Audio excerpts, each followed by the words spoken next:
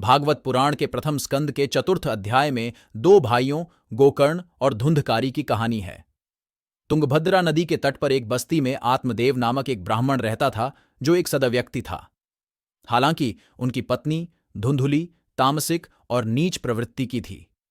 वह आलसी, लालची, झूठी और आत्मभोगी थी। उसके आंतरिक स्वभाव के कारण उसने जो कुछ भी छुआ वह बंजर रहा। न तो वह स्वयं एक बच्चे को जन्म देती थी और न ही अपनी पाली हुई गायों को। जब आत्मदेव ने अपने जीवन का अंतिम पड़ाव पार कर लिया तो उनके मन में एक बच्चे की चाहत प्रबल हो गई। उन्होंने संतान प्राप्ति के लिए कई तपस्याएं और अनुष्ठान किए, लेकिन कोई फायदा नहीं हुआ। निराश होकर एक दिन वह घर छोड़कर जंगल में चला गया। दोपहर में उसे प्यास लगी और वह बेहोश हो गया। एक झील पर गया। बच्चा न होने के दुख से व्याकुल होकर वह जीने की सारी इच्छा खोकर सूखी हुई टहनी की तरह हो गया था। निराश होकर उसने अपनी प्यास बुझाई और झील के किनारे बैठ गया। तभी तालाब के किनारे एक सन्यासी आए। उन्होंने आत्मदेव को दुखी देखा और उनसे इस दुख का कारण पूछा। आत्मदेव ने उन्हें संतान प्राप्ति की अपनी तीव्र इच्छा बताई। उसने सन्यासी से कहा कि वह उसकी मदद करे, अन्यथा वह झील में कूदकर आत्महत्या कर लेगा। सन्यासी ने उन्हें समझाने की कोशिश की, लेकिन आत्मदेव दुखी थे। तब सन्यासी ने कहा कि वह आत्मदेव के प्रारब्ध में गया और पाया कि अगले 7 जन्मों तक उसे कोई पुत्र नहीं होगा। अतः उसे इस हठी इच्छा को त्याग कर अपना जीवन त्याग में समर्पित कर देना चाहिए। उन्होंने उससे कहा कि विधाता द्वारा लिखी गई बातों के विरुद्ध जाने से उसे अनकहा दुख हो सकता है, लेकिन आत्मदेव दृढ़ निश्चयी था। जब वह नहीं माना तो सन्यासी ने उसे एक फल दिया और कहा कि इसे अपनी पत्नी को खाने के लिए दे देना और यह सुनिश्चित करना कि वह 1 वर्ष तक साफ सुथरी आदतें, ईमानदारी, करुणा और दान का जीवन जिए और दिन में केवल 1 बार भोजन करे। तब वह जिस पुत्र को जन्म देगी वह एक दिव्य आत्मा होगा। वह प्रसन्न चित्त होकर घर चला गया। उसने वह फल अपनी पत्नी को उन सभी निर्देशों के साथ दिया जो सन्यासी ने उसे बताने को कहा था। पत्नी ने फल तो ले लिया, लेकिन खाया नहीं। उसके स्वभाव को देखते हुए सन्यासी ने जो कुछ भी कहा था वह सब उसके लिए अपमानजनक था। उसने अपनी परेशानी अपनी बहन से बताई, जो भी उसी तरह के बुरे स्वभाव की थी। उसने धुंधुली से कहा कि वह एक बच्चे की उम्मीद कर रही है और जब वह जन्म लेगा तब उसे तुम रख लेना। तब तक तुम सिर्फ गर्भवती होने का नाटक करो। उसने अपनी बहन की बात मान ली और गर्भवती होने का नाटक करने लगी। उसने वह फल अपनी गाय को खिला दिया। समय आने पर धुंधुली ने अपनी बहन के बच्चे को ले लिया और उसका नाम धुंधकारी रखा। गाय ने भी एक बच्चे को जन्म दिया जिसके कान गाय के जैसे थे और इसलिए उसका नाम गोकर्ण रखा गया। दोनों लड़के बड़े होकर गोरे और काले जैसे एक दूसरे के विपरीत थे। गोकर्ण एक पंडित की तरह विद्वान थे, दिल से शुद्ध। धुंधकारी नीच और बुरी प्रवृत्ति का था। जब गोकर्ण केवल 8 वर्ष के थे तब उन्होंने अपनी पहली तीर्थ यात्रा और सत्य की खोज के लिए गांव छोड़ दिया। धुंधकारी का गांव में आतंक बढ़ गया। उसने छोटे बच्चों को डराने, जानवरों को नुकसान पहुंचाने, शिकार करने, वेश्याओं के पास जाने आदि के लिए धोखाधड़ी, लूटपाट, चोरी और हर तरह के बुरे काम किए। संक्षेप में ऐसा कोई बुरा काम नहीं था जिसमें वह लिप्त न हो। उसने पैसे के लिए अपने माता पिता को परेशान करना शुरू कर दिया और धीरे धीरे सारा धन लुटा दिया।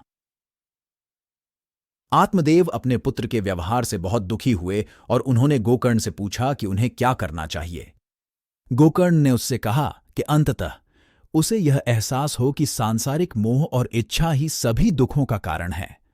उन्होंने अपने पिता से कहा कि वे जंगलों में चले जाएं और अपना शेष जीवन भगवान को समर्पित कर दें। आत्मदेव ने वैसा ही किया। धुंधकारी अपने पिता के घर छोड़ने पर 5 वेश्याओं के साथ घर में रहने लगा। वह पैसे आदि की मांग करते हुए अपनी मां से मारपीट करता था। धुंधकारी अपने पिता के घर छोड़ने पर 5 वेश्याओं के साथ घर में रहने लगा। वह पैसे आदि की मांग करते हुए अपनी मां से मारपीट करता था। अपने बेटे की प्रताड़ना से तंग आकर आखिरकार उसने कुएं में कूदकर अपनी जान दे दी। कुछ समय बाद वेश्याओं को एहसास हुआ कि धुंधकारी ने उसके सारे पैसे, आभूषण आदि खत्म कर दिए हैं, इसलिए उन्होंने उसे खत्म करने की योजना बनाई। जब वह सो रहा था तो वे उसका गला दबाकर हत्या करने की कोशिश करने लगे। जब इसमें सफलता नहीं मिली तो उन्होंने उसे जिंदा जलाकर एक गड्ढे में दफना दिया और उसके बाद उसी के घर में रहने लगी। अपनी मृत्यु के बाद धुंधकारी एक भयानक दुष्ट आत्मा बन गया, जो निरंतर कष्टों से अपनी आत्मा को कोई राहत नहीं मिलने पर इधर उधर घूमता रहता था। अपनी यात्राओं के दौरान गोकर्ण को अपने भाई के कृत्यों और ऊसा की दुखद मृत्यु के बारे में संदेश मिले, इसलिए वह जहां भी जाता अपने भाई की आत्मा की मुक्ति के लिए उसका श्राद्ध करता था। एक रात जब वह अपने गांव लौटे तो वह चुपचाप अपने परित्यक्त घर में चले गए और बरामदे में सो गए।